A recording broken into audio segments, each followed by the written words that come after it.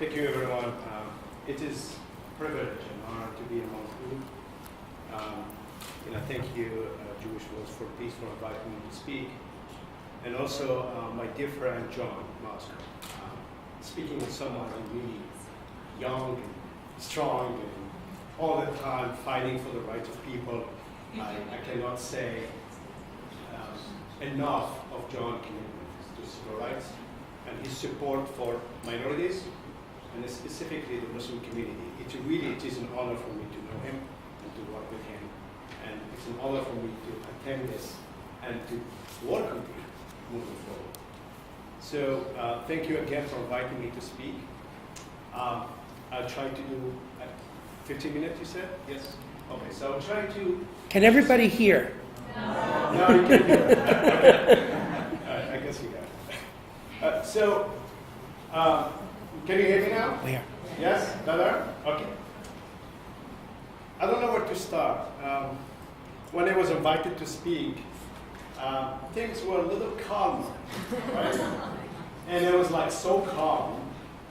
And yesterday, when things happened, then, as you know, we really feel we're living under siege. And this has been going on for years. It's not changed.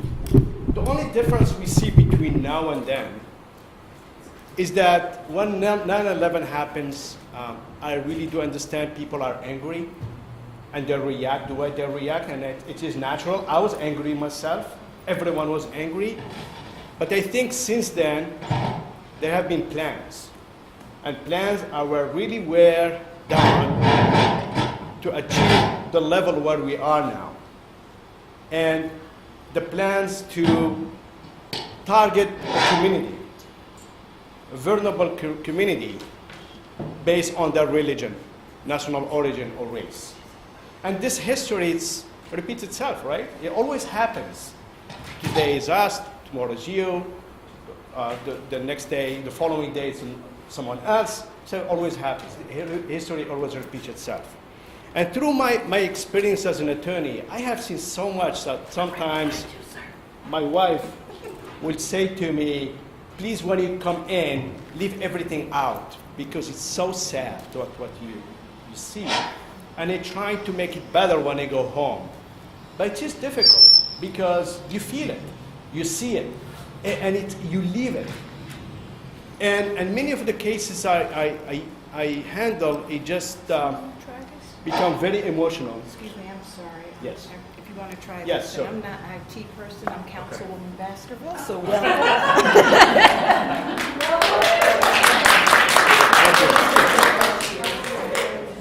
Thank you very much. Can you hear me better now? Yeah. Yes? Okay. So, the issue is Islamophobia. Now, the sober reality, not to make you feel down and sad, but history will judge people who were silent in face of discrimination, bigotry, hatred. Let us not be silent. I cannot think of a time when anti-Islamic sentiment has been stronger than it is today. And you can see that every day something happening. Like I said, we are under siege. And all of us are under siege, not only Muslim community, we are under siege. Now, I'm very apprehensive, and I can see it today, that because of anti-Islamic rhetoric, it's going to reach a level where there might be a set of laws, two sets of laws. One set of law for ordinary people, the other set of law for Muslims, Arabs, and other minorities. And yesterday, the executive order speaks for itself, right? So now, what do we do about this? Because everything is about fear and ignorance. We have to educate people. And campaign of fear, I always led by radical groups, right? To fill the vacuum of ignorance. The tactic is not new to our history. The Japanese, the African American, other minority, the Jewish people, shows that history always repeats itself. There is also the existence of intolerance. The level of intolerance against Muslim community is alarming now. We should all worry that one day that we'll have to deal with all those sets of laws, and we are dealing with it now as we speak. Did you know that an average day there are over 5,000 Islamophobic tweets written in English language? 5,000 every day. I'm going to give you an analysis and think about this. We're not there, but if we're not doing something about this, we will be there. In 1996, Gregory Stanton, the president of Genocide Watch, presented a briefing paper shortly after Rwanda genocide called The Stages of Genocide. Again, I'm not saying we are there, but we have to be very careful. Stage 1. People are divided into us and them. Stage 2. One group denies the humanity of other group. Stage 3. Hate groups broadcast polarizing propaganda. We live all of that, right? Now, as we speak, we live all of that now. Stage 4, preparation for the ethnic and religious identity. Now, think there are other stages which I'm not going to go into them because I don't want us to be scared. And we want to just stop here and work toward trying to prevent the next stages.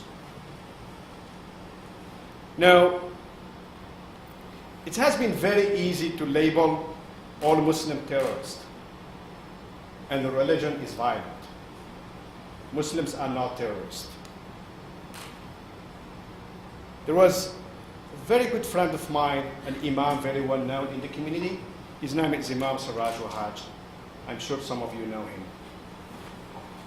He gave an example where he goes and he buys this newspaper from this Korean shop every day for 40 years.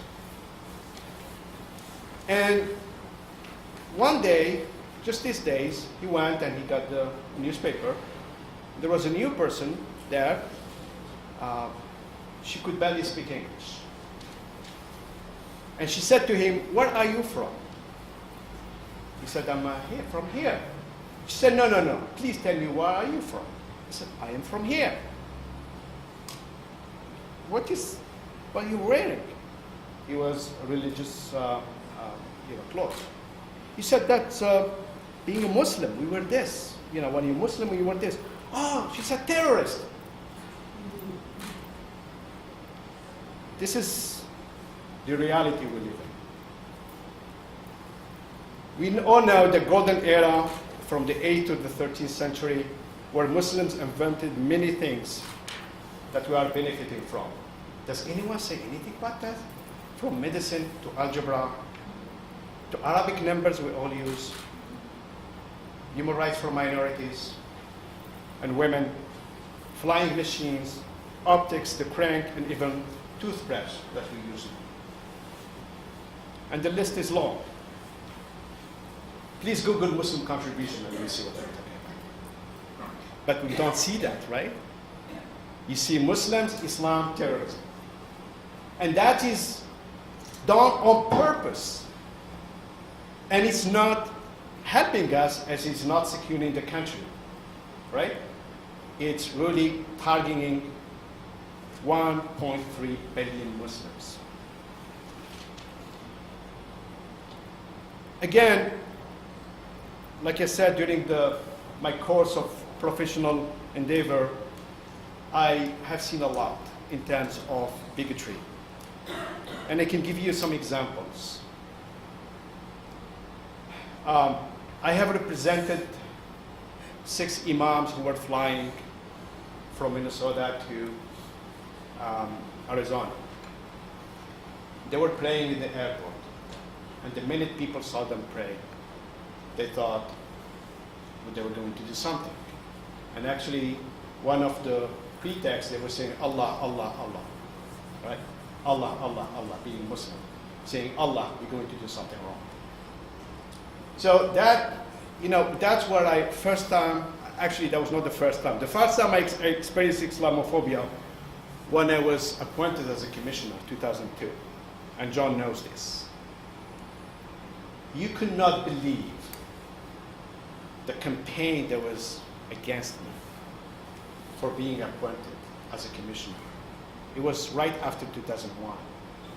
It was a crazy campaign. However, just we proved that yesterday, there was another amazing campaign supporting me. And the campaign of goodness won, right? And we see that yesterday too, right? So, it is a time of challenge, and it is time that we have all to unite and work together to make sure that the Islamophobia, discrimination, and any other type of discrimination against any minority would not stand. Now, when I was litigating the 6 Imams case, I'm not sure anyone knew about this case. It went all the way to Congress. At the time, George Bush was the president. He could not believe the fact that 6 Imams had the guts to go to the federal court and sue for the violation of their civil rights. I received death threats. We had to move. We had to move from our house to another house because of death threats.